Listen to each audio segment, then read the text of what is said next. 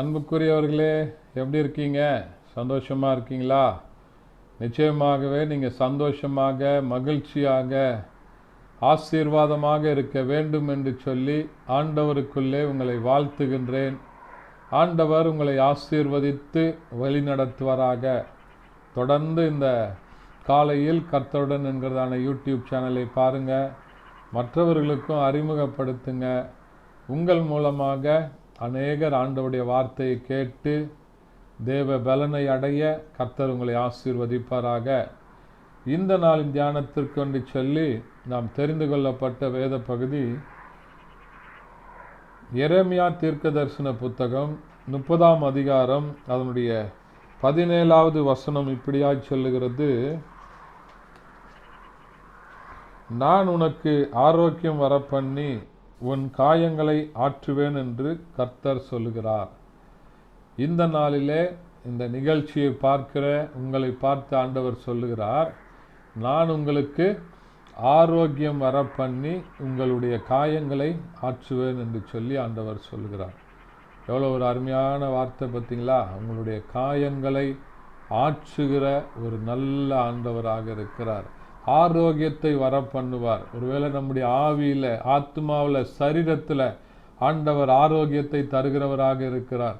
சரீரத்தில் பலவிதமான வியாதியினால, பலவீனத்தினால, ஏதோ காயத்தினால கலங்கி கொண்டிருக்கிறீங்களா? ஐயோ, என்னுடைய சரீரத்தில் இப்படிப்பட்ட காயங்கள் வந்துடுச்சே அப்படின்னு சொல்லி வேதனையோடு இருக்கிறீங்களா? ஆண்டவர் உங்களுடைய காயங்களை ஆற்ற, உங்களுக்கு ஆரோக்கியத்தை வர பண்ண அவர் உண்மையுள்ளவராய் இருக்கிறார். அது மாத்திரமல்ல, இன்றைக்கு நிறைய பேர் தங்களுடைய இருதயங்கள் உடைந்து போன நிலையில காணப்படுகிறதை பார்க்கிறோம். இருதயம் நறுங்குண்டவர்களை ஆண்டவர் ஒருபோதும் புறக்கணியாத ஆண்டவர். இருதயத்தில் இருக்கிற காயங்களை நம்மளால வெளியே சொல்ல முடியாமல் இருக்கலாம். ஐயோ, என்னுடைய குடும்பத்தில் இப்படிப்பட்ட வேதனைகள் இருக்கிறதே, நான் விரும்பத்தகாத காரியங்கள் நடக்குதே, என்னுடைய பிள்ளைங்க ஆண்டவருக்கு பிரியமில்லாமல் உலக பிரகாரமாக பலவித பாவத்திற்கு அடிமையாக வாழ்ந்து கொண்டிருக்கிறாங்களே என்று சொல்லி இருதயத்தில் வேதனையோடு இருக்கிறீங்களா? கணவரை குறித்து, பிள்ளைகளை குறித்து, பெற்றோரை குறித்து, மனைவியை குறித்து இருதயத்தில் பாரத்தோடு கலங்கி கொண்டிருக்கிறீங்களா? இன்றைக்கு ஆண்டவர் சொல்லுகிறார், நான் உனக்கு ஆரோக்கியம் வர பண்ணி உன் காயங்களை ஆற்றுவேன் என்று சொல்லி ஆண்டவர் சொல்லுகிறார். நொறுங்குண்டதுமான இருதயத்தை ஆண்டவர் ஒருபோதும் புறக்கணிக்க மாட்டார் என்று சொல்லி வசனம் சொல்கிறது. இன்னொரு வசனம் சொல்கிறது, ஆவியானவர் என் மேல இருக்கிறார், தரித்திரத்திற்கு சுவிசேஷத்தை அறிவிக்க, நறுங்குண்டவர்களை குணமாக்க என்று சொல்லி.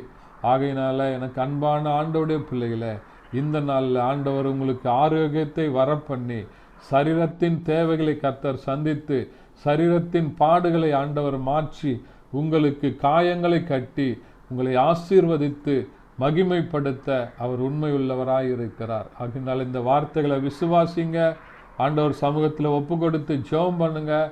ஆண்டவர் பெரிய காரியங்களை செய்வார். பரிசுத்த பிதாவே, மை துதிக்கிறோம், மை ஸ்தோத்தரிக்கிறப்பா. இந்த நாளில் கேட்ட வசனத்தின்படி நான் உங்களுக்கு ஆரோக்கியம் வர பண்ணி உங்களுடைய காயங்களை கட்டுவேன் என்று சொன்ன கர்த்தர் இந்த நாளில் இந்த வசனத்தின்படி கேட்கிற ஒவ்வொருவரையும் ஆசீர்வதிப்பீராக. இயேசுவின் நாமத்தில் பிதாவே, ஆமென்.